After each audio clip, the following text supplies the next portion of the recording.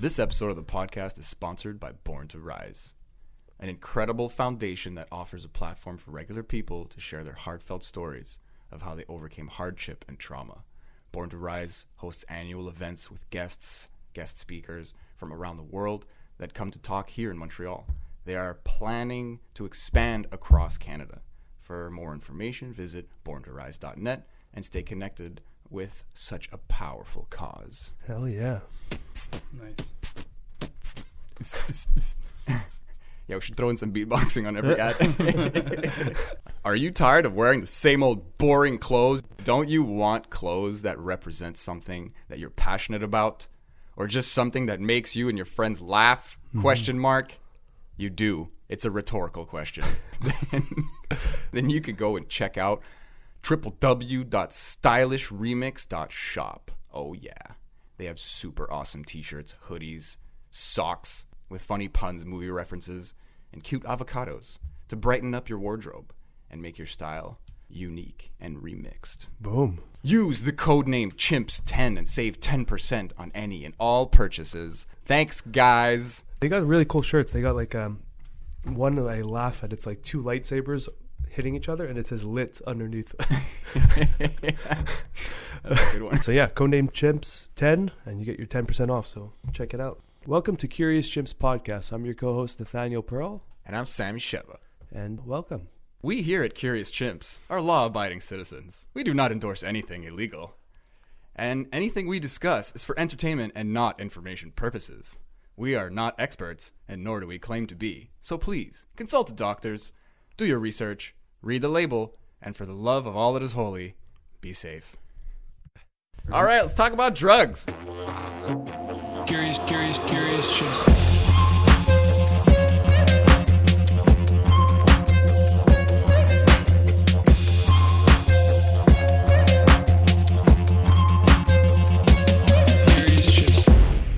Okay, guys, look, we're here. Let's do the thing. So we're starting. That's pretty much how it starts. If it's messy in the beginning, I edit it out and we just get to it. That's it. We just fucking riff. I love the intro, by the way. Oh, it's getting better now. We Yeah. have a theme song. Oh, yeah, we'll play it. Did I show you the theme song? Yeah. I sent it to you? Yeah, you sent it to me, yeah. Yeah, Oh, okay. yeah. Yeah. I won't play it like for the listeners. Like, Yeah, I'll I let know. you edit it in kind of thing. So But it's it was our previous guest, Mark Beats, made the theme song that probably everyone's going to be hearing from this episode. Well, actually, I'm going to put it on all the episodes. Yeah, it's like you just heard it, guys. Yeah. Like time Yeah. travel. I feel like the first one, like your pilot episode, should be left as is without the intro. That's yeah. a good That's point. I like that good Yeah. because when I first heard it, I let him know and I said, you guys should introduce yourselves. And in behind my head, like in the back of my head, I was like, he probably did that for a reason. Like you guys wanted it that way, which is what Nate told me. And then I'm like, it'd still be good. You still want to broadcast this, so let people know who you are. Yeah. But like for the first pilot one, I feel like that might be a good touch. Like it's where it started. Yeah, it's But true. Leave it kind of Take it with a grain of salt, obviously. It's, I like it though. Just like let it be messy. It's like if people are gonna go back eventually. Like we're at like 20 or something now. Like it's Yeah. happening fast. Some people are gonna go to the first one and be like, "This is gonna suck." yeah. They're but it expecting didn't. it. But it didn't. Oh, that's which nice. is- That's yeah. But Yeah. it's still, I guess, clunky or like like a bunch of people ran in with suggestions. We got a lot of compliments. Like we're happy about it, but they're just like, oh, intro, outro. Like don't say you're wrapping up and then talk for another 10 minutes because we checked out. Or like maybe have a little disclaimer, like just little tips like that. Yeah. I don't know. With today's technology, though, you see how long is left. If they're really engaged, I feel they're going to stay until the end, anyways. That's true. Even whatever. That's a good doesn't point. matter. But like in that same vein though, I could put a fucking timer, like a big clock on my phone. Like I could use technology too, and just like, okay, we have this much time left. That's the hard part, is to end it, because Yeah. sometimes the conversation picks up at the end and you're like, fuck, okay, but we have to actually cut this. Yeah. Yeah. Or maybe cut the let's wrap it up Yeah. thing so put it at that the it end. creates the illusion that we just kept talking. This could be part of like your bloopers too. What we're talking about right now. That's a good point. Well, I don't know. I let him do all Well, the this is editing. going on. This is Yes. all on. Okay, all right, Good, I good. like it. Yeah. Okay, so I think we warrant to introduce you. But we got a new guest on today. It's Michael Marjaba. I say it right? Yeah. I think I always fuck up that last name. Yeah, I love everyone your last does. name, I actually. fuck it up too. It depends who I'm talking to. That's how like the pronunciation is gonna come out. One way with the family, one way with the Yeah. You're like, sure, that's Yeah. good enough. Yeah. I have a similar. Mine's last pretty name. simple. It's No Pro. one's ever Yeah. fucked Yeah. your name up. Spelling wise, people put an A in there. Oh There's no yeah, A. of course. But when they say it, it's the You perfect fucked name. it up. So easy. You fucked so. your spelling. So you're pretty interesting. You got like a lot of things going for you. For the listeners, just to narrow it down, like you're a local real estate agent in Montreal. Yeah. You're an insane cyclist. That's a good word for it. Like fucking incredible. Like what I mean insane, I mean from like the best possible intention, but like He didn't deny it. He just laughed. Yeah. He's like, Well, okay, I won't no, say yes. I won't say no. and you kind of went through like a crazy journey, what we'll get into on the podcast. Yeah. And on top of that, you're like a huge nutritional, Yeah. I wouldn't say guru, but activist, and Yeah. like you're just on top of that the most. Yeah. And it's just like I feel like we can really show everyone like the mindset of a really good cyclist with the nutrition and how it translates to sport and all that kind of A stuff. lot of it came from Lowe's, though, like talking about the nutrition side of it, because I incorporate that into whatever sports that I do. I just try to have a healthy lifestyle, but nobody's grown into that. We've all had to like grow into the society, the way, whether it's like the media, whether it's society, whether it's your parents, like the family, how you're brought up. And it's just, I came from a low where I had a sickness, a disease that doctors told me was incurable, which Nate knows about. Yeah. I was diagnosed with ulcerative colitis at a super young age too. Fun. And I'm supposed to I'm on quotations now for people that can't see. Soon you guys are going to be on YouTube, I'm sure. Yeah. That's coming. I'm supposed to be on 10 cortisone pills a day for the rest of my life. And my colon was supposed to have been removed 12 years ago. Doctors gave me 5 years span to colon. And one thing led to another. Introduced me to a naturopath, which I'll mention his name later, or Christian Limoges. Yeah. And completely changed my life, saved my life, my perspective on life. Nice. And in terms of all of like the craziness of like what people say I have an obsessive personality when it comes to sports or competitiveness, it kind of all like intertwined together. Nice. But the nutrition was just coming from like what a lot of people that have experienced highs, or they're in some place in life where I feel they're meant to inspire people. It came from like the girl you had on your show. Aisha. Yeah, that was an unbelievable podcast. She was so inspiring. Yeah. Yeah. And it came from like being in a lowest dark of low. place that Yeah. you're able to get out of. And that's like a very common theme you sure. see with a lot of people that make it to the top in anything they're doing. It's like they have to go through the fire Yeah. at some point in their life. Yeah.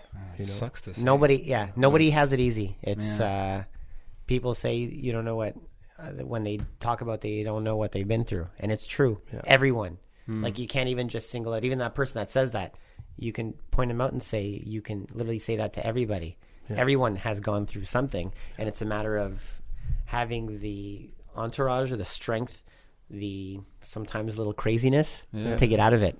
And like And it builds you. You haven't taken a pill since when you've been on this whole. No, I nutritional was maybe I lasted 3 months on the cortisone pills, and then I cold turkey just stopped. What is that, like a steroid, anti-inflammatory thing? It's it's like a steroid. It's more of a it's cortisone. It's basically just direct cortisone that stops the symptoms. So it's they've only figured out how for Crohn's disease or colitis how to stop the symptoms, but nothing to do with cure. But there's no cure. Your body literally has the ability to cure everything if your mind is proper and your body is clean.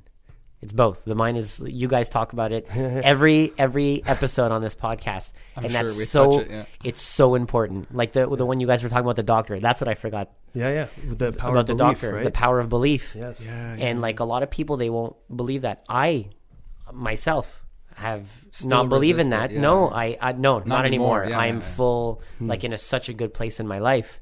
But it took up until I'm 37 now, and it took up until I was 19 years old. So 19 years of my life where I was like, that's fucking bullshit. What is that? You can't believe in something.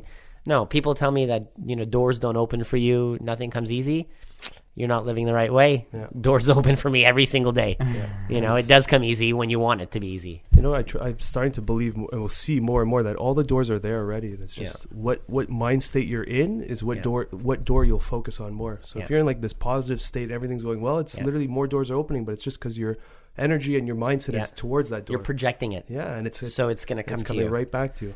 And if you're in a bad state, all you're going to start noticing is the bad stuff. Yeah. And it ties into everything in life, including sports, where that's sort of like my meditative state. I get it from, I guess, not that I'm trying to prove anything to anybody. Yeah. I just try to prove I'm a competitive guy, and I try to just better myself. Nice. Not better myself. That's not the right word. That's like super vain. I don't know. It's an obsessive personality. I mean, I try to always better myself. Like just be better than what I did. It's a competition against myself, is what I'm trying to say. You know? I mean, but you had like a sudden severe diagnosis also, and then you're suddenly like better because of some, let's say at the time maybe like surprising and alternative like medicinal treatment. So it just seems normal in my mind that you're like very passionate about like one-upping yourself constantly because you kind of almost lost that chance, let's say, or something along those lines. Yeah, well said. It's true. And by the way, you look like 26. And you look 27 and you're 37. Just throwing that out there. Yeah. It's happiness, like sane mind. It does wonders. Yeah. And your nutrition. I still resist it, man. Interior too. You have to feed yourself the proper way. Yeah. It's like it's one big shell, but with today's society, it's so hard.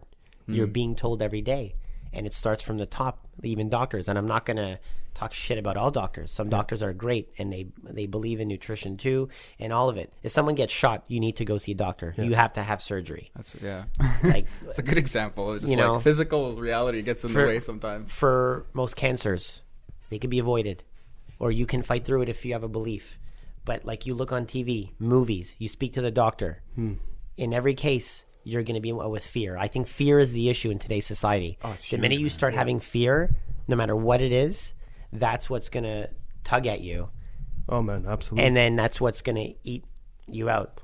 Well, the stress is like the killer of, I think, 80%. Limoges, my naturopath, was the first thing you need. The hardest thing is going to be for you. You'll be able to, if you can, you'll change your nutrition. He says it's hard because society, it's like everything is cheap with food. So it's like it's easy to eat shit. Yeah.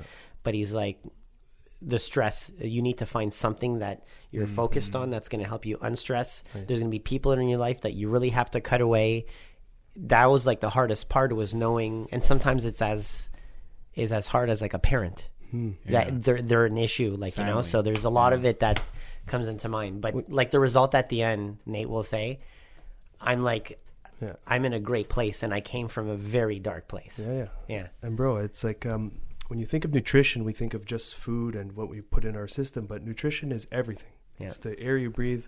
It's the environment you're in. Yeah. You know, it's the water you're drinking, the food you're eating. It's all nutrition. And it's all factors of how you're feeling. It's not just you eat this food, you're going to feel good. It's who you're hanging out with too. Yeah. What kind of environment you're in, you know? Is it your thoughts? Is it a noisy area? Are you in a chaotic environment? Are your friends negative? You know, like all these factors into the bigger picture of you. Noise is such a good word too. Yeah. Because it's not just noise that you hear. You can go full hippie and say like vibrations, like really just the things that are not directly touching you in you, but they're exterior. There's an energy. There's something, you know. There's your environment. It's like energy. Vibrating a certain way. It's affecting you. That's one thing I'm striving to learn on is energy and have a little bit more openness towards it. And it's not that I'm close to it. I just haven't been nice. Yeah. I haven't had it in front of me where I could manipulate it or try to understand it more, because a lot of the people around me, they believe in that energy. I'm not there yet, but that would be like next level. And I think you guys are putting out something that's making people understand that side of it, which is great. That is, thanks. I hope so. Yeah. Well, I figured this is like what we're creating is almost a window into what we experience, you know, like we're letting some people see who don't want to go down and take ayahuasca or whatever. Yeah. Or like we're kind of giving a window to our perspective. Yeah. You know, and it's up to them it's up to them to soak it up. Yeah. Yeah. You know, and if they're getting it from the podcast, they don't need to do any substance or anything. That's our job is done. Yeah. You know? Yeah. There's always a little echo chamber thing too. There's people who are interested, so then they're going to listen to our podcast. Yeah. Anyway, that's a rabbit hole. But whoever listens, whoever's catching anything out of it, like I honestly just feel like I randomly bumped into some wisdom, and I don't feel any smarter. If anything, I feel dumber as I get older, which is like kind of a cliche, but it's like I do admit that somewhere, somehow, the journey I'm going on is progressing. It's getting, I don't know if better is the right word, but my perspective is broadening. I'm seeing those doors. I'm seeing that I have more power in my life. If someone can get that off of me in any form, fucking yeah, man. Yeah. But I honestly, it's just fun to do also. What you just said is the word that's coming out. It makes a lot of sense, and I can relate, because I can just say the older I'm getting, the more I'm open to knowing that I know fucking nothing. Yeah. And I can absorb more information, and I don't have that, I could talk to someone and I have no shame to tell them. Like if someone is, when I was younger, I like to know stuff, or like even whether it's real estate, and you have to know, like you have to say what you're talking about, and you have to make people believe in that. And as I'm getting older, if like I'm supposed to know something and I don't, I'm like, that's a great point. I didn't know that. I'm going to start to look up into this. Nice. Yeah. As I'm getting older, I'm being more receptive to knowing that I know no shit. I think that's coming too from a place, because you're doing such a heavy sport, is that you're constantly smashing yourself back down. So it's like little mini ego deaths every now and then. Yeah. Because there is some people that at the older they get, they start solidifying what they believe to the point where they don't let new things in, and it's like a fucking this wall. It's a cocktail. You're right. Because I was listening to you talk, and I'm thinking, I thought of this fucking yesterday. I don't know why I had like an epiphany on the metro, and it's like, it just makes so much sense. As you get older, you get closer to death, literally, and you're like, you care less about yourself. Because you're like, oh, the thing that I'm worried about my whole life is actually going to end, and you're forced. Your shift in perspective is forced into what was there before me, what is going to be there after me, and that translates into whatever. Yeah. But you're right. Yeah. Some people double down on the fear, and even if you're taking the medicine or fighting the cancer, eating the good food, biking up crazy amounts of hills and shit, like you're maybe with the perspective of like running away from the Reaper or something. Yeah. Even if you look on the outside doing some really positive stuff. So you just kind of added to my epiphany. It's really a fucking cocktail, and there's a broadening of perspective or a shortening of perspective, and maybe it's a mix of both for everybody, which terrifies me. But again, let's not get into that right now. Just to put a little bit more context to what we've been talking about. Because you had a crazy journey on the cycling. We'll get into that. Just for the listeners, if they don't really know what we were talking about, it's just you did like the height of Mount Everest. Yeah, so it's you can go in cycling terms. It's called Everesting. So it's essentially you're climbing the elevation of Mount Everest, which is 8,848 meters, and you have to do it in one shot without sleeping. Yeah. So it could take any. I think the record is 8 hours. Okay. And it's the average is I think 18 hours, and it takes some people up to 20 hours or whatnot. And it's starting to get documented now. There's a lot of people that even from back in the day, it's not documented yet, but it's now getting documented. Cool. And I think they're up to, if I'm not mistaken, it's like 28 or 2,900 people in the world that have done it so far.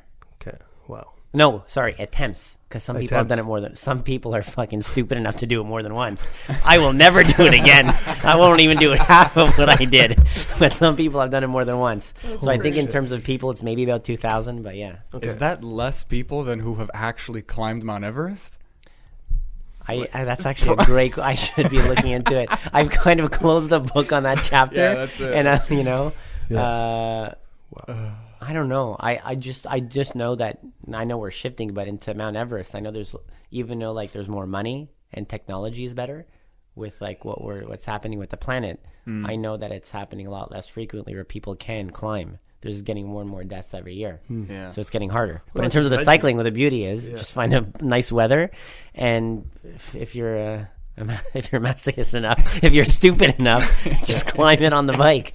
But like just a quick thing about Everest, I think it's so popularized and touristy now that like there's articles you can read, like some rich people pay like these climbers that help you up, they'll pay them the whole way up to literally just do the climb for them, but with them. Yeah. So they have no effort at any point. They're just like dragging them in a they set up all the holds and then they just follow along. So it's like it's not even what it used to be. And I still find it fascinating that no matter what, Mother Nature, all it takes is this. Yeah. Everybody and dies. Even the Sherpa has zero say in the matter. No. Maybe that's why he's the shit, because he like sees some clouds and he goes, "We're going back." And Yeah. the guy's like, "Why? What's wrong? It's all sunny." Or like, "Bruh." Like he sticks his finger in his mouth and does like the wind trick, and he goes, "No, no, no, no." And like even Game then, of you don't Thrones know. stuff. Even then, you don't know. With nature, it's not in your hands anymore. Well, but that's back. So what you're talking about with the like the popularization, like the touristism of it all, like there's pictures you find online where it's like a lineup to get a picture, like to do the selfie at the top kind of thing. Yeah. And it's like there's full of garbage everywhere because they can't like do anything with their garbage. And there's that weather window, so there's like a lineup of like 100 people, like you're at fucking Lerone, but it's Mount Everest. That's I find like another issue with this is, and it's not even an issue. I shouldn't say it's an issue. It's something that I'm trying to live with, is the whole social media aspect of it. Yeah. You know, like if you're doing something so majestic as that, at least for me, I'm doing it for myself. Yeah. Because I want to do something. And then I see the other side where some people, especially those big Instagram, I have a friend that's a big Instagrammer and gets free shit everywhere. Mm-hmm. And I'm against that. I'm like, no, you should pay like everybody else. Like, this is a business. Yeah. Well, who's to say what you're doing is bringing them business? But then they counter and they're saying, but what you're doing, things that you do, and it inspires people. If you're not putting it out there on social media, that's what you're using to broaden what you're doing, and you're inspiring people. So that's why there's like two sides to the story. There's a good middle there, yeah, for sure. You know well, what what I did mean? you do when you did your event there, like your crazy bike thing? I don't know what to ate call 3 it. meals after, but but you know what? It's good that you're bringing it up. I actually did post on social media. My wife told me you should put it on Instagram and think of something well to write, Nice. which I did. Yeah. You know, and it's Like a nice inspirational blurb or like a... yeah. And what I'm not happy about is all the people that wrote. It's the most likes I've gotten, and it's all the people that wrote. Warren Buffett. I read something that Warren Buffett said roughly 5 years ago. Okay. So I used to do donations to like animal shelters, this and that. I used to do things, but I always used to, if I had the opportunity, tell people. I don't know whether it made me happy that I was telling people or not, but Warren Buffett said, if you're doing something for somebody else, you should never, ever talk about it. If ever you're telling people what you did, you did it, you 100% prove that you're only doing it for your own gratification. Mm-hmm. It's like those big donors who have their plaque on the wall. Yes. It's like my name right there. I donated this. You know, I mean, Yeah. you still donated it, but like that's kind of Who are you doing it for? Are you doing it to help the person? yeah. You know, like whatever it is. So like it was a catch-22 with the post that I put after. But we're not here about this whole social media thing. I think we're here to find out how much it hurt. Yeah, when I did it. And the mindset behind it, like we'll let you dive right into it, but like so just to clarify, you did the 8,000 how many meters? I went up to 8,900 because like with what we're using to like count the meters, Okay. I didn't, in case there was like an adjustment, I wanted to give myself a buffer. So you did more. Just a little bit more. Okay. I climbed Kamienna Hood one more time. So if you want to know where it was done, Yeah. Mount Royal. It was somewhere as close as here in the city, next to the cemetery. Yeah. So like it's called Kamienna Hood Street or Belvedere. So it's on the side from Park, close to Park in Mount Royal. That's And where then everyone goes to look out, right? where the lookout is. So you just, where it's like super steep and it goes up to 10% elevation, you just go from the base, you go to the top. And I did that 74 times. Yeah. Okay. So for the listeners who don't know much about cycling, that's a fucking shit ton. And I did, maybe when I used to train in cycling, I would do 3-4 times up Kamienna Hood, and that was a day for me. Sometimes I think a max I did was 10, and I needed like 2 days. I would recovery. croak going once. I would. I'm sure I would croak. I would die going once. It was a 12.5-hour day. Yeah, it was. Wow. Yeah. Wow. Whew. Yeah, Yeah. I can't do that sitting down. Yeah. Man. You did that biking up a fucking hill. I'm trying to think of like a perspective to give someone so they can relate to it more, but fuck, it's just One time I was swimming in my pool. Okay, I was like 10 years ago, and I just didn't stop I didn't touch the ground, and I just did laps until I couldn't anymore. And I remember, like, I calculated, I don't remember the numbers now. I couldn't move at the end. That is the only thing I can think of that would compare a little bit. Something easy for listeners to know, it would be to go on a light jog for 7 minutes at a time. So jog for 7 minutes, walk for a minute and a half, and then it's basically intervals. So just jog for 7 to 7.5 minutes at a time, and then walk for a minute to a minute and a half at a time, and do that for 12.5 hours. Yeah. That's and that's the easier. kicker. That's probably easier because you're going uphill. Yeah, you're on a bike though, so like less impact. It's hard. There's so many variables to do it. I'm it's sure just you prepared for it. Also, it's not like you just said, nutrition was prepared. I have a great bike to climb with. I'm a lighter guy, so I'm not a sprinter. I don't have lots of like 5-second power. I'm more of a guy that like on the climb sustained. But I was well prepared, and like even before, he knows like when I was younger, I was a race car driver. So like there's a lot of things like input into my mind that I guess it's all the wires sometimes are just you put yourself, I guess, in position. Someone just told me recently, says you must not be scared of death. I'm like, I don't want to die. I don't know what you're saying. He says, but you race cars, like you know that. And then he said the word adrenaline, and I think that's what it is. It's finding like that adrenaline. I'm like an adrenaline junkie. Yeah. And in terms of the cycling aspect, I guess it tied in. When I got to that dark place, which Nate, like podcasts you guys listen to are people like inspirational people. Yeah. I got into that dark place where there was twice where I was going to quit. Mm-hmm. And it's things you've gone through in the past, lows, talking to your body. Yeah. You just, Ooh, so like those kind of dark places, like how did you get through it? Talking to yourself, just thinking of dark times that you've had in the past, thinking of great things. I had a lot of people that came to see me too, and that was a huge motivational help. So just people climbing with me, even though they were doing it the 2-3 times and then their day was done. I consistently had people, and it's just the first third, I'd say the first 4 or 5 hours, I felt that it was a lot easier than I expected. I was like, this might be a lot easier than I prepared myself for. I'm maybe overly prepared, which better to be over-prepared than under-prepared. Yeah. And then when I got between a third to a halfway through, then the halfway through was like, I think I'm going to pull the plug. This is just insanity. Yeah. You know, like, who does this anyways? And so the halfway mark was... I love that voice that starts convincing you, like, what are you even doing? Yeah. And it's like, no. I've been planning this for like a month. Like, shut up, part of my my brain. case, I planned it for 4 days. Okay. It came in a whim to me, God. Actually. It wasn't even a long time. The best things do, man. Yeah. It was like a bucket list thing. It just came, it was a bucket. I've only been cycling for, 3 years. Yeah. The first time we biked, I was ahead of you back then. He destroyed me. I was really? Nothing. Okay. We're talking 3 years ago. Yeah. Yeah. And so it's the one thing that I think that was like the cutoff line for me that made me keep going was even at the halfway mark. I was like 6 hours in. I was trying to get under 12 hours, and I did in 12 hours in like 19 minutes, I think. It's like I didn't quite get to what I wanted to. But I think it's like still the 8th fastest time of Canada, which I'm super proud about. Yeah. And it was, I've gone so long here. If I stop now, I'm going to hate myself forever. I think it was fear. You know what? How fear is so bad in this case, it drove me to keep going. It was fear of being mad at myself for just quitting like that. That's just experience, right? You've had those moments in the past, and you're like, I don't want to feel that way. Yeah. I'd rather feel this fucking burn up this fucking hill for another 6 hours. Yeah. But the second time it happened, which was like 3/4 of the way in, I was at maybe 9-10 hours. So it was like over 6,500 meters of climbing.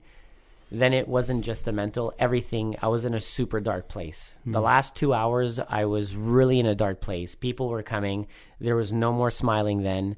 The talking, it wasn't like people saw me and they were like, this is not you. Like my best man at my wedding told me it's hard to be around Michael, because it's hard to be around someone that's always smiling, always happy. They're always positive. Like sometimes you need a break from that, because it's like you need to live in the real world. But my real world is I'm always in a great place and I'm always happy. Sure. And there it was like a huge shock, because everything, like I couldn't walk. They were grabbing in my car and I needed help from the car to get when I was parked at home, because my left knee was completely done. It was shot. Oh, yeah. Everything stopped functioning at one point. So then it wasn't just the mental, it was like everything was. But again, if I stop now, I'm like 3/4 of the way. I'm never going to do this again, and I'm going to remember this forever. Yeah. I'll never forget that and it's funny, I'm probably going to forget at one point. It's not going to come to me with what I accomplished or what I did. But if I quit so far out, that I knew I would never forget. Yeah. You're just like, I love that moment. I'm trying to capture that and understand it and see it a little bit in my life. And it's like, what is it that pushes you? Like you're 3/4 in, and it's like, sure, you want to finish it, but every light on the dash is going off in your body, and your mind is going, you know what?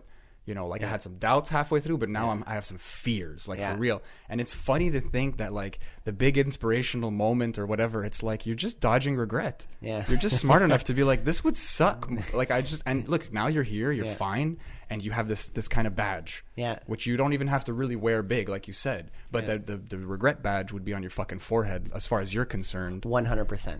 And it's done. It's a moment in time. It passed. I mean, I hope your fucking knee's not like fucked for life or whatever. I've never been stronger. That day brought me so much fitness. I needed a week of recovery. Yeah, I'm sure. But it was also like that was a turning point in getting to. I went to Mallorca like 2 weeks after, and I was the climbs. I was unbelievable. I was quicker than some pros up some of the climbs. Yeah. It was you were fitness just warm for like a month probably. Yeah. It was the fitness that it brought was great. But again, like if someone told me if you did that once a year, you're gonna get to a next level in the sport.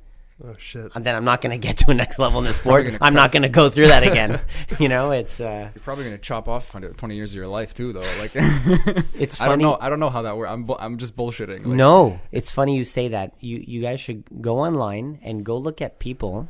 There's pictures of people before and after they do climbs like Alpe d'Huez, Mount Washington, Mont Ventoux. These are like world famous, or just look at hikers or any endurance athletes. Look at their pictures, and there's sites that they show picture before and after an endurance sport. They look like they aged 25 years. Yeah. Oh my God. Like in the immediate after. There's a picture, like I'll show you guys after, but like you see how I look now, and the picture of right after where I'm just sitting on the edge of my trunk and I'm slouched, and like I'm usually always trying to sit straight, so I'm slouched, and I actually look like I'm a little bit balding in some place. And I'm fortunate. I have a thick set of hair, but there's one picture you see me, and I really look like I'm, it's like in your a skin's bad, gray and everything, like, yeah. I think I saw you either the day after or 2 days after, and so like crazy. your cheekbones were popping out a little bit. Yeah. Remember I told you, I'm like, Yeah. you look a little bit too lean. Yeah, I lost a lot. Yeah, I didn't think that's how what many you were gonna calories are you say. burning in something like that? It's that one was 8,500 calories. 8,500. I'm sure Dude, that's sure. like 3 days or something Yeah. for like a normal person. Like, I could check just to be sure the exact numbers. I'm not gonna take out my phone, but it was But again, we all go through these experiences. For me, like I used to race, so I used to be put in a situation where I guess it's mental toughness. You go through these things, not to mention what I did as accomplishing it was for myself personally. There are people, ultra endurance athletes. They're always on like, I don't want to give any plugs to other podcasts, but like the Joe Rogan podcast, he has these plug ultra, them all up, man. Spread the love. He's got like ultra endurance. Like you listen to these people and they run for 200 miles, which is 300 kilometers, and there's events and there's races. So as much as what I did was great, there's people. That's another thing that got me through. How great is life? It's I did on a Tuesday. It's Tuesday. I should be working, and I'm on my bike. One of the things that I love to do the most in the world, and I'm spending the entire day eating and biking. Like life is good. There's people that have it way worse than me. That was another thing that got me through. Nice. Is things in perspective. See, that's huge. And that's also even for Aisha to get through her process was like that reminder that there's worse out there. And like, yeah, my situation sucks, but I can turn it around and I can make it the best version. That was a poignant part in that podcast with her. Yeah. That was like, I think one of her turning points. Yeah. Was there's always someone that has it, whether it's better or they have it worse or way worse. Yeah, it's like this, it's like a next level or like some kind of sideways empathy where you're not really thinking of yourself anymore, and then you get this little, oh shit, like this is worse. You tell someone they're in a bad place, you say like, oh, like this guy has it worse, and they just kind of go like, fuck you, man. Mm-hmm. Like you're belittling my plight or whatever, and it's like, well, okay, you feel that way now, but like talk to me in a week and you're gonna be like, yeah, he was right, like I could be doing this, I could be doing that, because that guy does have it worse, literally has less options than me. That's what we're saying by has it worse, right? So you're just living through your own, going through your own bubble, living your own life, and everyone is drawn towards it. Yeah. Hell yeah. Live your life. That was one of the things a naturopath said that always stuck to me, was put yourself first, Michael. You should always come first ahead of people. And if you speak to, this about me, I never put myself first, but I actually do. Yeah. It's just because I put myself first and I'm happy. For some reason, everyone around me is happy and good shit is, you know what I mean? It's like we spoke about this. Sometimes. We spoke about this on the podcast that will be released in a few weeks. It's everyone. The story about pointing fingers at everyone. Everyone should change something about themselves. But if you changed about yourself, that's how change happens. Yeah. Fix whatever's going on here internally and in your mind, and then the external is going to fall into place too. Yeah. Your friends start saying, hey, what's Mikey doing that seems to be working for him? Maybe I should start not copying, but maybe I should take something and I get some inspiration and start maybe changing something in my life to get to that, and that's... Or I don't focus on like whatever bad things someone is saying or doing. I'm not in their mind. So like, I'm very rare also to put the blame of something that's however I'm feeling. And it could be someone that for whatever random reason comes to me and slaps me in the face. I'm not in their head. Yeah. So if I go, I'm not the type to go tell someone after, that guy just slapped me in the face. Or like that guy just said that to me. I'm not in his head. Mm-hmm. Yeah. So like, I'm not going to put the blame. If I'm feeling offended by that, that's my own fault. Nice. Someone slaps me, I'm going to turn around. I'm just going to go away, get back into getting smiley mood, which is not doing an Everest because I'm not going to be in a good mood after that. But that one tests the theory a little bit more. But it's essentially, one thing is like, however I feel, if there's a problem, 100% of the time, it's my own fault. There's a reason why I'm feeling like that. No matter what the outside world is. That's what's weird, right? Yeah. That's putting yourself first again, even though it seems like you're taking more on in a way, but it's like it's the intention behind it, like we talked about earlier. And that goes back to your first point also, because you don't know that guy's intentions. Yeah. I heard it in a show somewhere, and I've been repeating it in my brain ever since. I think it was Firefly or something. It doesn't matter. But the guy said... Great show. Yeah, you seen it? Of course. Do you remember the bounty hunter guy who was like a little crazy? Yeah. He said, don't go visiting other people's intentions. He said that line. I'm going to have to rewatch this because I don't remember that, dude, but that's, He's like, don't go visiting my intentions. He's like, you don't know what the fuck's going on in my head. Like, he didn't say exactly that, but I loved that line. Because it's like, you have no fucking clue what that person is thinking. Yeah. So in your case, you have your intentions covered. The game you're playing, you got the ball in your court, all that jazz, whatever metaphor you want to use. But that guy who came out of nowhere and bitch slapped you, made you turn the other cheek, like I like to say. You have no idea what the hell's going on there, and you just moved on. I'm still working on that personally because I like stories, and I like being a little bit like histrionic, a little bit like flamboyant, and then there's some intent, there's some sub intentions under there, some shadow shit that I don't even know about, but I am like complaining, I am blaming, I am whatever. It's so hard. Everything, to be honest, to get past that kind of line, which is maybe what helped me go through, what I went through with the Everest, is there's to me in a lot of aspects of life, there's this line that's so hard to cross. But once you just get that 1 foot across, you're there. The rest, but it's just to get to that line takes so much work. Resistance. Like for when I got sick, to be able to change the food aspect It didn't just come overnight. You're telling me, no. The doctor said you can't eat salads. You think I was mad about not having to have salad? I don't give a shit, No, you need to stop eating red meat. You need to stop dairy. You need to stop gluten. Stop processed sugar. This is what's in everyday's, like in everyone's fridge. You're just naming food, essentially. All of food. Food. Look at what the funniest thing is now. It's starting to be removed, but you guys remember back in the day they had the chart for the food groups? Canada Food Guide. Yeah. Yeah. Oh my God. Like bread is one of them. Like 6 to 8 servings per day. Milk is the other one. It was like. And then it's meat is the other. And a small little, like the pyramid on the top, the minimalistic one was fruits and vegetables. Whereas 99% of this pyramid should be fruits and vegetables. I think they updated it and it was like a plate. Yeah. You know what I'm talking about? Yeah. Okay. Yeah. I thought I dreamt it maybe. So No. Yeah. Because I haven't seen it since. I guess it's in school. But that's what they were teaching for the longest time. Yeah. Yeah. That's exactly it. It's what we're taught. Years back when I was in high school, my trainer at the time was studying the naturopathy course. So I was working out with him and I was training for MMA fights and like I was building that whole part of my life. And he gave me this diet to follow. And it was the Vitality salad, which we'll get into, the Vital salad, whatever, Vitality salad. Vitality. And it was all sorts of like very strict. There was like 20 ingredients to put in. I'm like, okay, fuck. I didn't even know how to make a salad at the time. I was like 16. I put every ingredient in individual baggies. And I was like sitting down at the table eating. I'm like, I guess you eat it like this. And like some fucking person, I think it was probably my mother, so like, you mix that shit up. And I'm like, I can fuck. just picture you just it was the dumbest thing, man.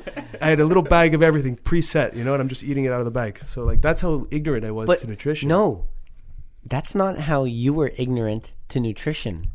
That's once again a problem with society. If you don't know how to eat vegetables and you were taking it from one each bag, isn't that the problem? It's true. Why aren't they not teaching in school? Like they're telling you the first class starts at 8:30, have to be on time. Okay? Make sure all of your homework is done. Like, do you guys not, like, people say as you get older, you need less sleep and all of this. I'm like, are you guys dumb?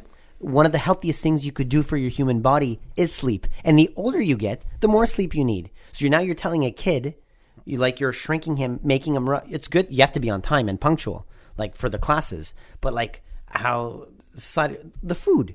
Yeah. Why is not nutrition or gardening a class in school when you're learning when you're young? So like the issue, it wasn't your ignorance. Yeah, it was just never taught it. It's everything that was around you, and that's why you didn't know how to cope with that. Yeah. And like you go to cafeterias in high schools and stuff like that, in elementary even, they have like cookies, they have bagels with butter. I used to have I used to have 3 bagels with butter every day. It was like $2. Yeah. It was drenched in butter. I'm like, fuck yeah. When you're a kid, you don't feel it, man. Like my mom made me these massive, like I'm Italian, man. My mom made me these crazy, like these lunches. Mm-hmm. It was the 80% of the weight of my school bag. I had 3 submarine sandwiches, and I would like give one and like trade it for like especially weed if they were made at home too. Sure, it was the best. The taste bread. Buds, yeah. Oh my god! And then I had 2 cans of Nestea. Like, how am I not diabetic right 100 now? grams of sugar right there. Yeah. How do you think I got colitis? I lived off of Nestea. I love that shit. McDonald's, Nestea. I lived off of that stuff. Fuck, man. Yeah, no, there's a lot of relic shit that's killing us. And, yeah. And school is a great example because it's like there's been better systems. Yeah. I talked about the trivium and the quadrivium and all that shit. I won't get into it now, but like there's just a million people with a million ideas about how to fucking teach kids better. And now there's adventure learning and like just go outside, learn how to fucking, there's like unplug, like no tech Thursdays. Like there's a lot of schools are getting better at it. Yeah. But then you go back into class and it's like, the basics of science and math, and they expect you to kind of go down a road instead of looking at, first of all, what could you, well, I should say second of all, like what could you be better at? Like what are you intrinsically like motivated towards, even at a young age? But first of all, you need fucking sleep. You're growing. You need to sleep. You need to eat properly. Maybe not show up at fucking, like, you have to wake up at 6 when you're fucking 10 years old. Exactly. Do you really have to do that shit? Yeah, exactly. Are we really benefiting from this? Like society, like we're kind of bitching about society, but we're producing people who are then making more of society. You want to make a difference? It's a vicious cycle. And like, do well in life and make money. Go be a lawyer. You're going to get paid a lot of money. You're taught to learn the civil code and then defend people that are fighting with each other about money. Is that what society's grown to? Yeah. The doctor, the basic doctor. Humans need doctors. Speak to a doctor. Ask them if they've had one course on nutrition. It's very minimal. No. Yeah. What they do have is they have their list of all pharmaceuticals, of what they have to use and test with new stuff when it comes out. I sound like a huge hater right now, but I'm just on one side, and I need to learn about that stuff too. You're just saying the facts. That's what's funny. You sound like a hater, but that's because it's just so bad on paper. It's not. You don't even have to make it worse than it is. Like, I've talked to my family doctor about it. He's a really cool guy, and he's honest about everything. He's the kind of guy where I go, hey, it hurts when I do this. He goes, fucking stop doing that. He's one of those, you know. So I asked him, like, what do you know about nutrition? He goes, I had to fight to take a 3-day seminar. Yeah. And then I try to learn about it, but he has a job to do. He has certain things he has to learn about and produce in terms of his he's output. gonna get stopped. Yeah. It's his insurance will be compromised and weird shit like that, or it's not covered and no. So he has to just people need to know that the human body is so simple. Feed it so it's healthy. Like, I just started 3 years ago. I had a high level of ulcerative colitis. I'm supposed to be on 10 pills a day, cortisone pills. From 19 to, the doctors told me, at 25, we're going to have to remove your colon, you're going to have to live with a bag. Everyone usually knows someone or knows someone who has a bag. Yeah. That was supposed to be me.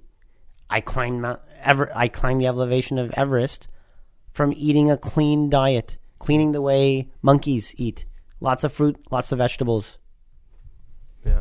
It's simple. It's simple, but like you were saying before, it's scary. People have fear. That's the first hurdle, and it's hard, and it's harder. It's hard. That's the thing. It's like you gotta. Well, I mean, hard. The taste buds, yeah. Where there's a will, there's a way. Yeah. What does that spell again? It's like watata. I don't know. I love that. Where there's a will, there's a way. Yeah, like, I know that. Yeah. I love that because there's so many times. Like I said before, I'm a bit of a complainer. Yeah, there's a lot of times I just won't do something simple. Like I finally figured out after a month at my job, there's a gym there, but it's like I got to bring my bag and I live far and I'm just bitching. Like, fucking, if you want to do it, do it. Yeah. I don't want to have to spend money and buy a gym membership, and it's right there. I get there a little early, blah blah blah. Anyway, so like where there's a will, there's a way. Yeah. But maybe you're right. Then it's just the fear. It's just like you don't want to let go of McDonald's or whatever. Yeah. But like there is. It's easier. It's easier. I think that's what it is. People have become complacent, and it's very hard. It's very hard to get out of somebody's comfort zone. But 100%. It's so much fun. There's so much to experience when you get out of your own comfort zone. The joy you get. That's 100%. What I strive on now. You see that all the time, and it's even like when I train my clients, sometimes they tell me the hardest part is getting here. Yeah. And as soon as we train, I'm fucking like, what was that person talking on the way here? Yeah. You know, and it's like, you see that in everything. It's you guys said that in the second or third podcast. I don't know what it was, but you guys were talking about that. Yeah, but it's so true. I love when people listen to the podcast, and I'm like, I said that? Cool. It's a trip, man. Well, it'll be really cool when people start complaining that we repeat ourselves a lot. Oh, sure. Yeah, that's a badge of honor. Right I'll be like, fuck it. Well, I'm repeating it anyway. No, but you know, the simple things in life, like these are all my opinion. It works for me. The life is simple.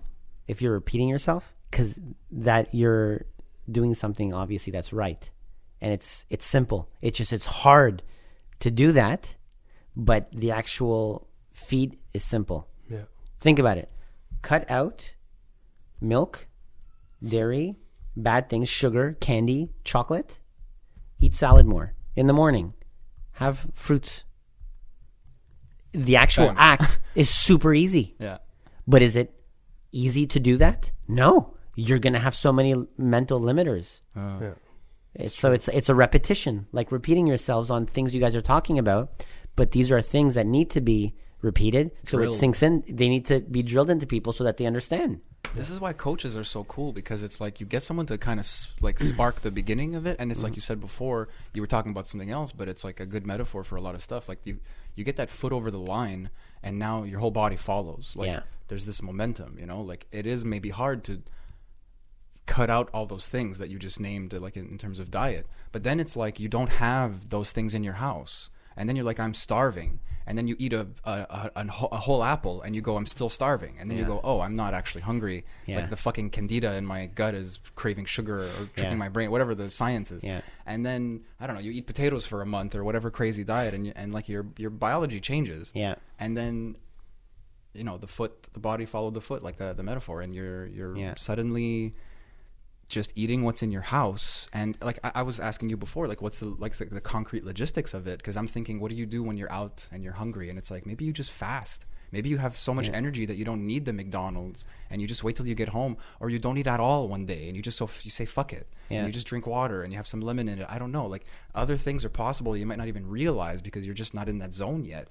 And you're always full of sugar, salt, fat, and then you see the golden arches, and the fear kicks in, you know. And it's like again, like the biking, like all those lights turn on in the body, and the mind goes, oh, I don't know, I'm starving, or I'm gonna pass out, I'm gonna crash. Crashing is a thing. We talk about it all the time in my at work, because we're sitting down a lot. It's like an office job. And man, if you eat wrong in the beginning of the day, you can't stay awake by the end of the day. I had 8 hours of sleep. That's not right. That's true, man. That's weird. 100%. 100%. I don't know, man. Maybe we should go over, like, not, you don't have to go so technical, but like what Please this diet kind of what the diet kind of entails. Like what's your diet like? You know, it's different per person, obviously, but like the whole of it. The general of how I live every day, or basically like what led me up to that, to doing what I did, or during both if we got time. I'm pretty much the same. Oh, awesome. It's very even better. like my everyday diet is again, it worked for me. I believed in it, and I cured myself from something that doctors told me is incurable. Even to this day, it's supposed to be incurable. So I don't touch any protein. I touch nothing that's hard to digest in the morning. So and this is scientific, your body is in like digestion mode in the middle of the night, which is why they say don't eat late, because your body's already starting to process and digest food that you've been eating, right? Okay. Why, like, you know, like in the middle of the night, like people that eat very later in the middle of the night, sometimes they're a little bigger, whatnot. So technically you're supposed to consume, or if you are to fast, it's the perfect time to do it, is like the morning. So I just eat things that are extremely easy to digest. So it's water, or a lot of coconut water. I'm like a fiend for coconut water. So water and fruit in the morning up until lunch. So it doesn't matter what time it is, because everybody's sleep pattern is different. And then the meals should be a nice big salad. Like 80% of my meal would be like a salad that has like mixed greens, whether it's spinach, kale, romaine lettuce, or just spring mix with carrots, celery, whether it's turnip, beets. I'm a big guy on beets. That's just like for an endurance athlete.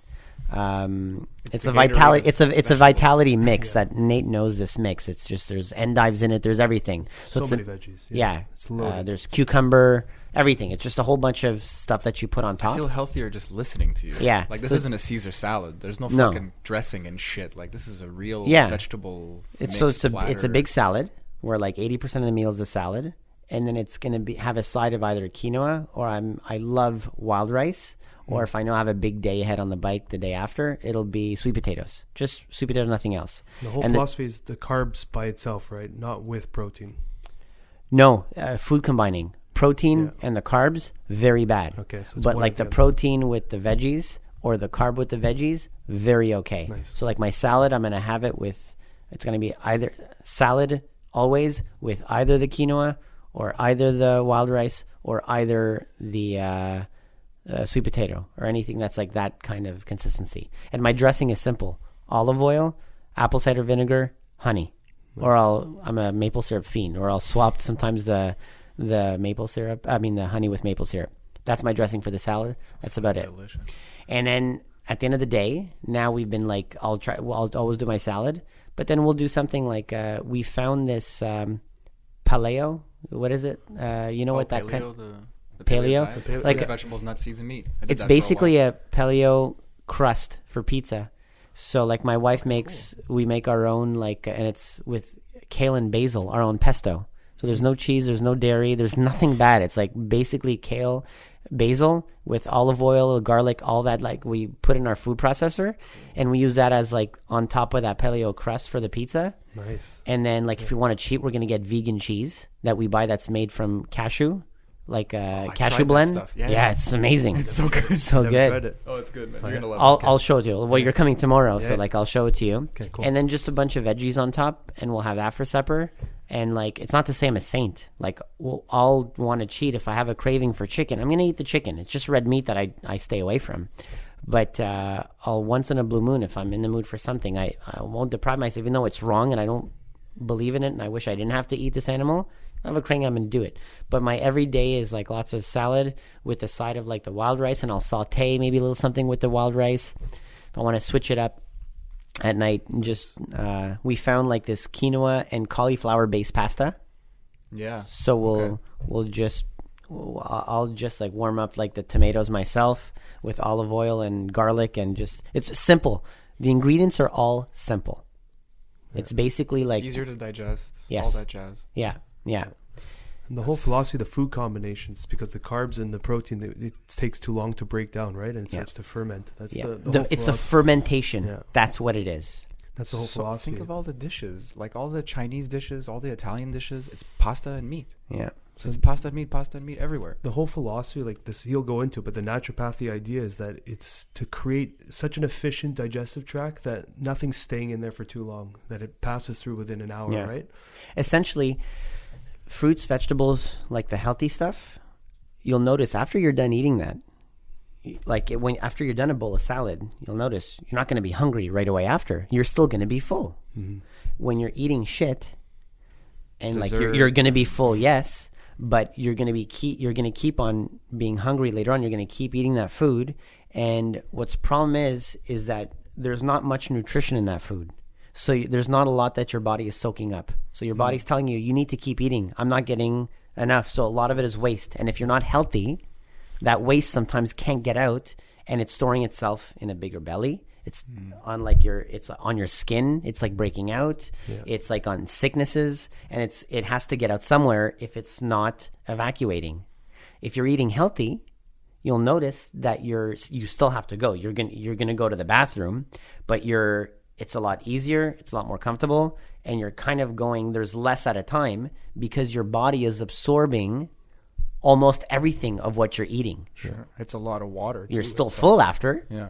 It's just But you're satiated. You have the nutrition you need. You don't just have Yes. the fucking empty bullshit and you're running the miles on your fucking digestive system for nothing. And I'm no saint. When I go on vacation, like as much as like my everyday lifestyle is very healthy, I'm a fucking savage on vacation. I know what taste buds are. I remember what it used to shit.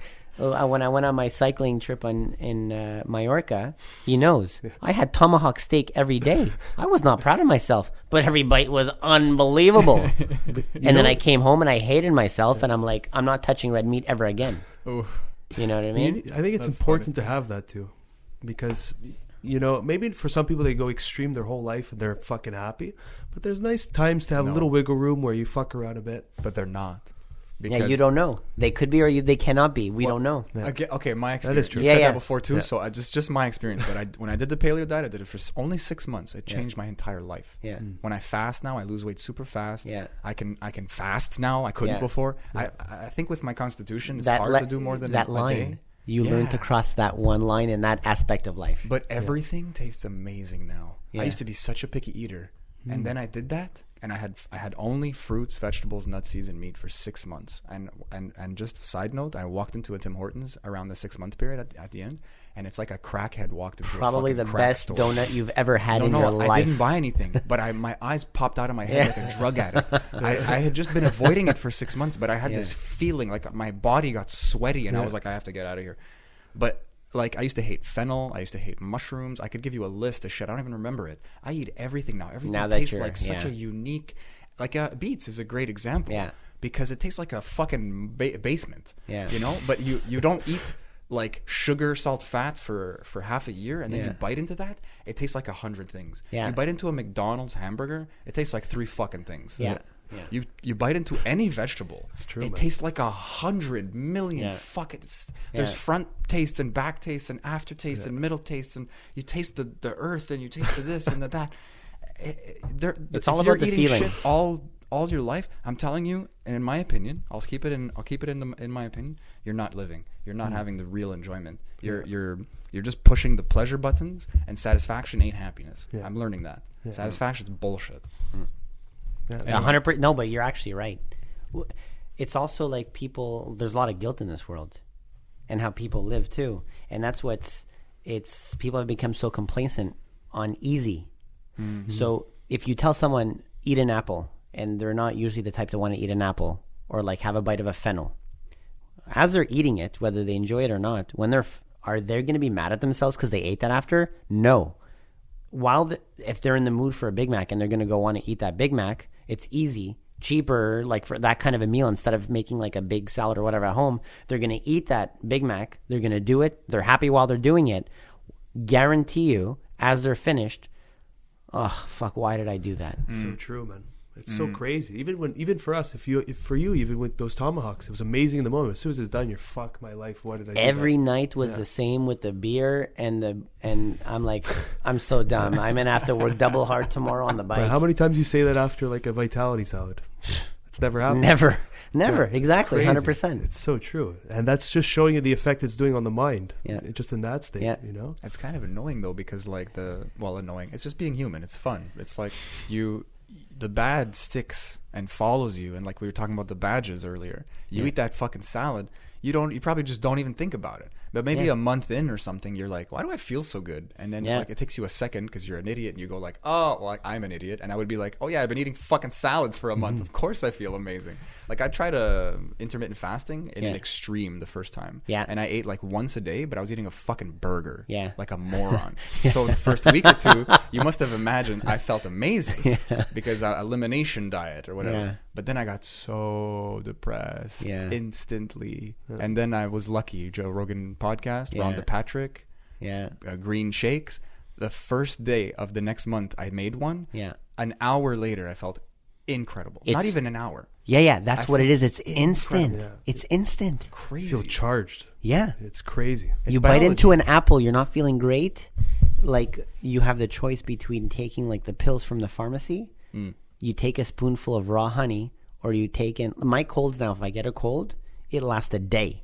Whereas I used to be on the couch and life sucks for a week, you know? Yeah.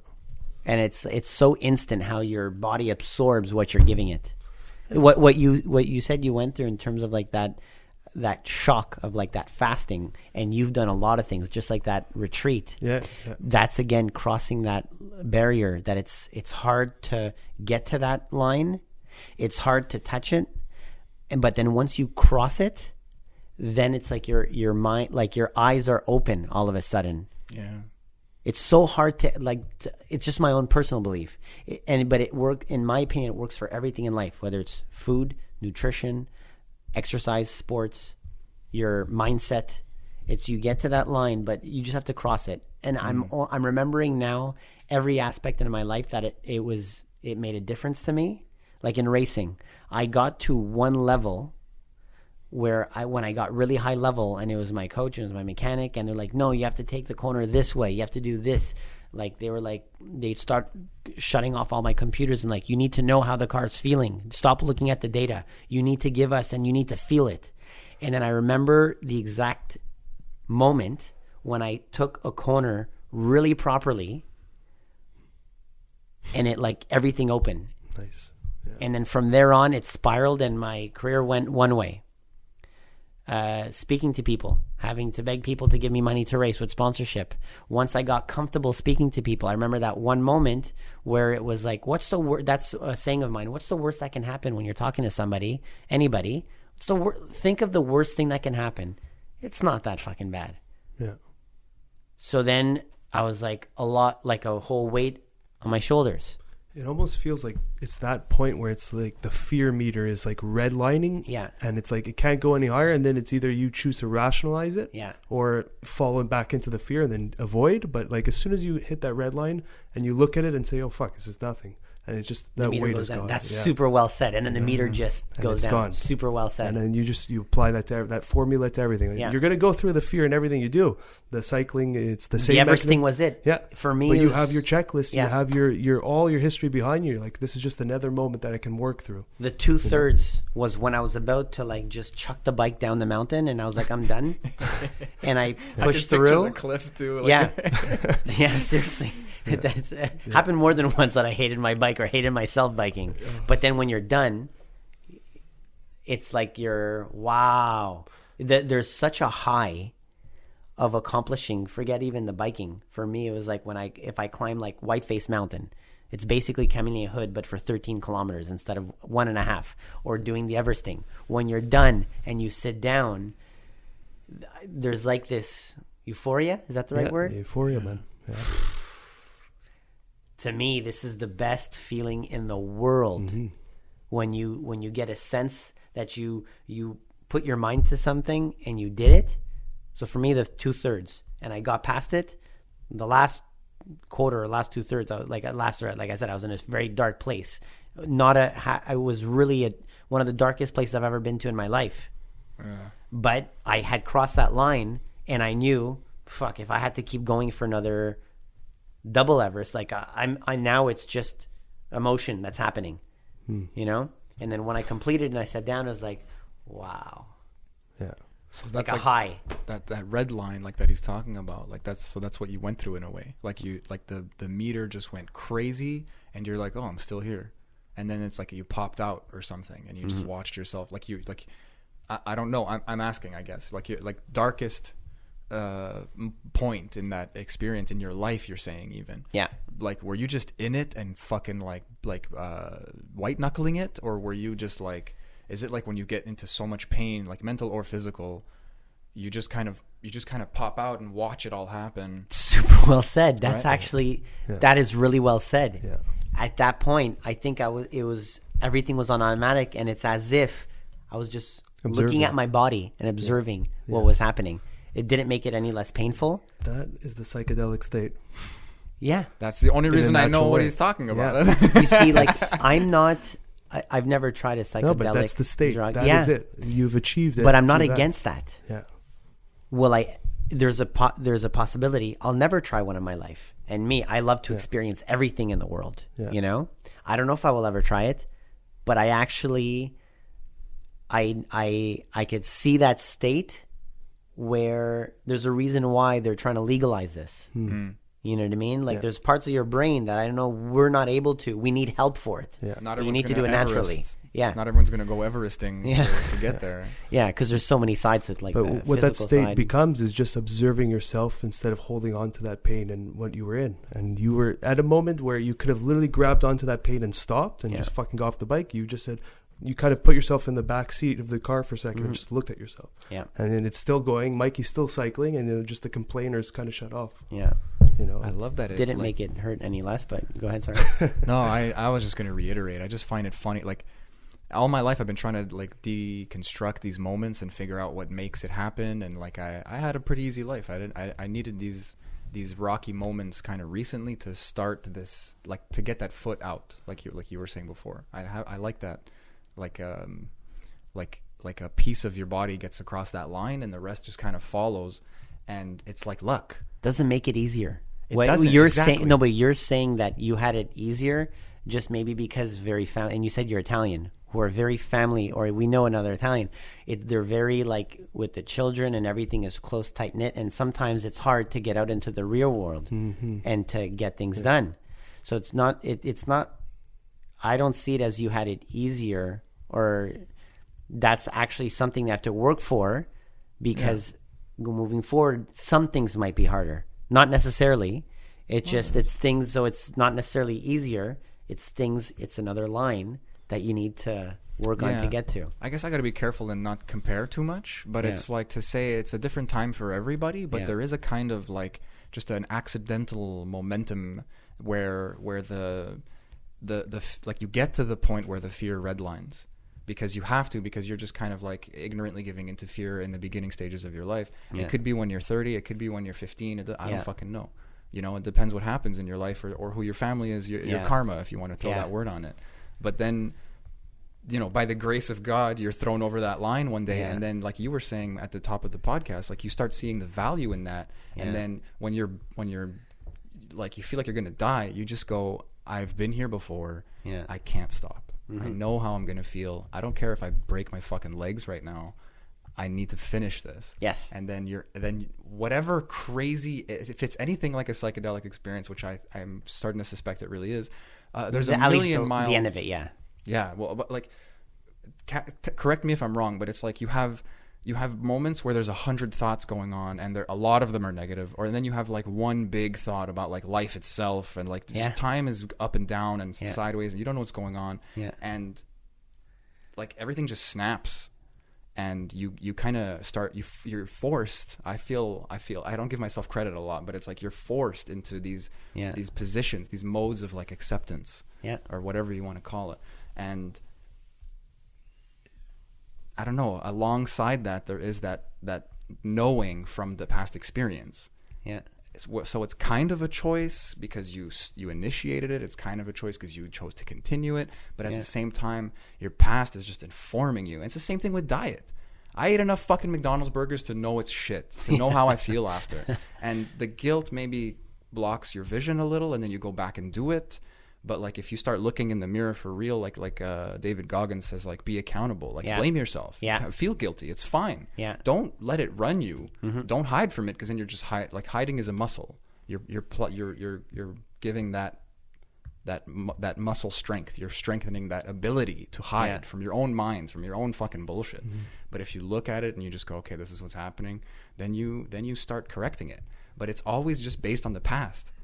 It's always just it's like it's I don't even know where I'm going with this. No, but it's like it's a mix of like it's all intertwined. Yeah, and that's what I picture with him. It's like everything that you've went through has led to that Everest moment. Yeah, and yes, you prepped it for 4 days, but you've actually prepped this your whole life. Yeah, you know, and it's like the moments where you hit colitis, you hit that fucking rock bottom. If you got out of it by meeting Limoges. Hopefully one day we could get him on the podcast. Yeah, he would actually be great. He would be a hoot, yeah. But so meeting him showing you a way where you literally overcame something that you could visually see. If you listened to what the doctor said, you would have been in this crazy fucking reality with a bag and just giving into that and taking the pills and whatever. But instead you've took it into your own hands and worked every possible way to get through it. So it's all this build up to Everest. You do Everest, the height of Everest on the bike. You see, have I stopped where that path will lead? And if I keep going, it's going to be the same scenario, just amplified, right? Yeah. So it's really just that. It's That's a perfect way of putting it. Yeah. Like those were some doors, and then, or moments, choices. Yeah, and it's the same thing. Yes, this is a way harder decision that you chose to do. But everybody has the capacity to take a moment in their life to make a choice, to make a change or a difference. Yeah. I live a very good life now. I'm very comfortable. Nate, you can say I love my car. Yeah. I have a great home. I have a great, beautiful wife. Yeah. I'm more than content. And then something that I laugh and I never reply, is how people say, look at how you have it easy, how you're in real estate, money comes easy, grew up probably wealthy. Never say anything. Yeah. In my whole high school, I lived in a 1.5 that my mother slept on the couch. That's the only furniture we had, and I was on the bed. But before then, even when I was younger, I was probably the most spoiled kid in the world that literally had everything. Father that had all the money. And then something happened, and there was a choice moment. Well, no, way later. So I lived in bad, but you have a choice. Take from that experience, grow with it, all these little doors, and then if you let the fear take you or the negative take you, you're going to spiral down into what the majority of society is.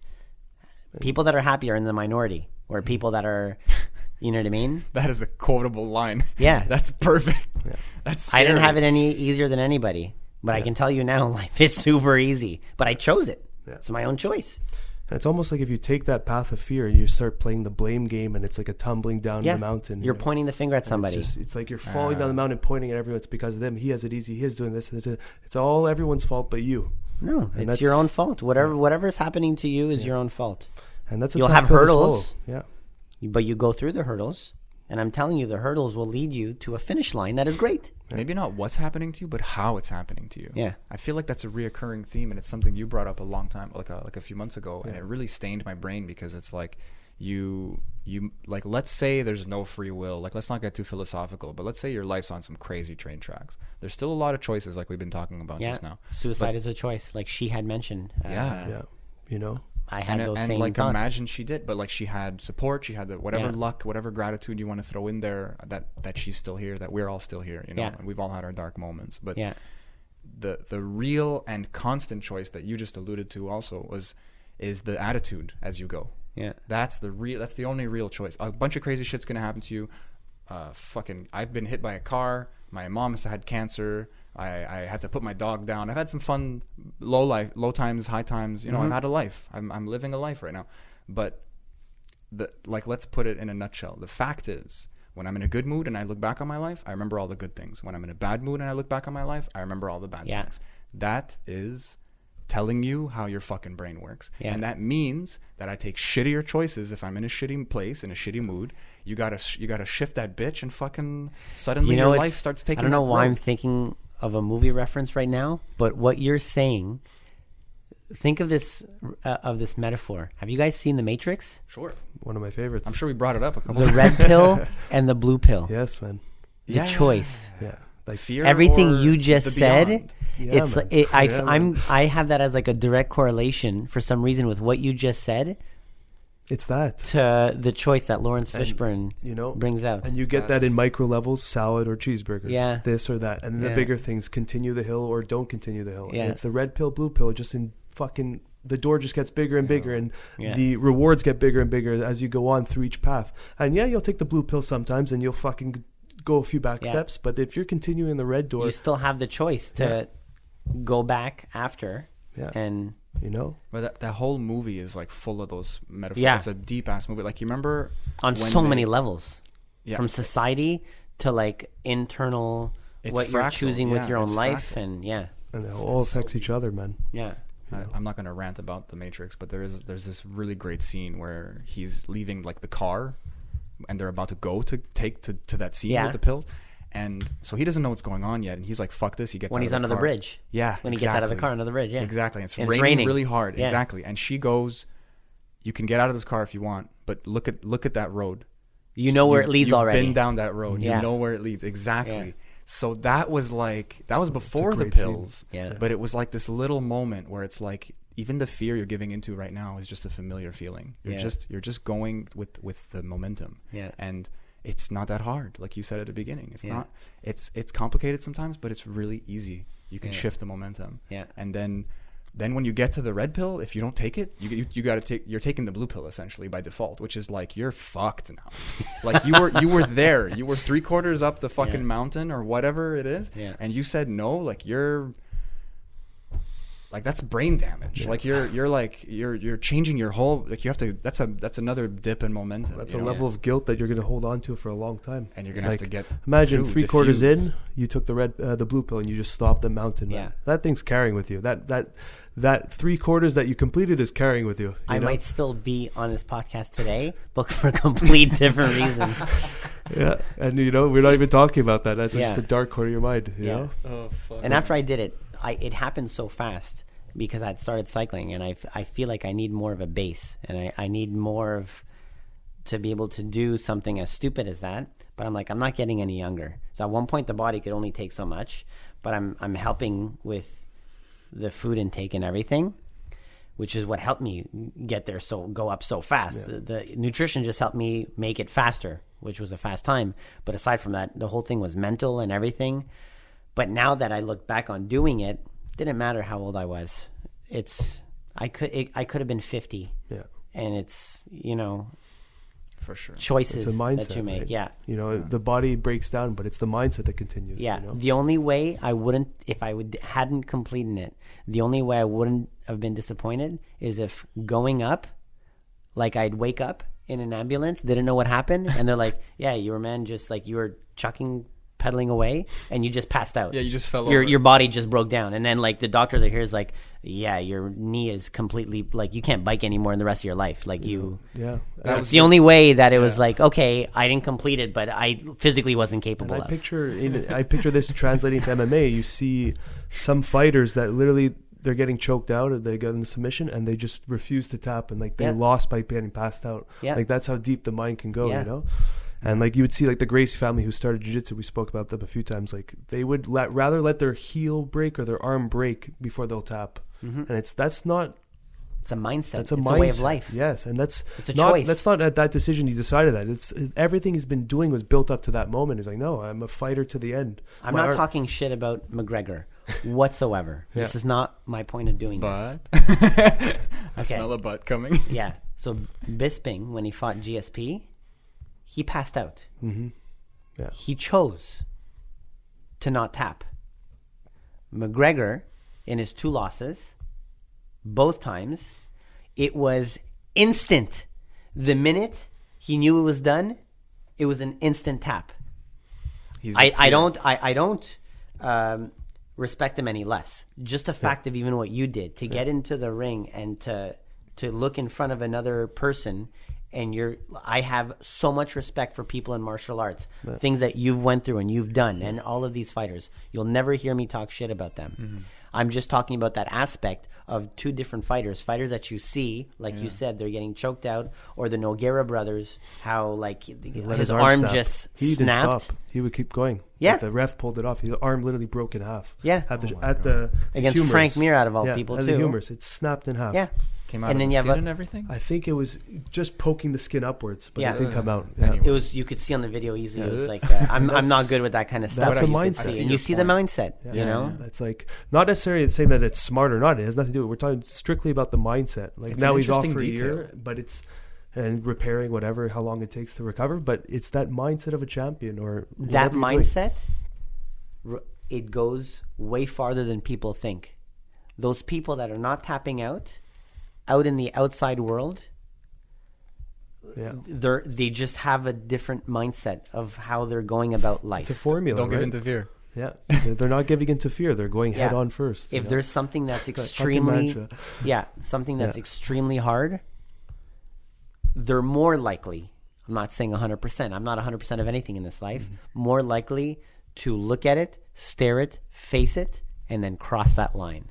Because they've done so. There's too many examples of McGregor now, and again, I'm not shit talking. He's a very exciting fighter to watch. Where you see him in bar fights and everything, and getting pulled to leave, he is quick to get in the car and get the fuck out. Yeah.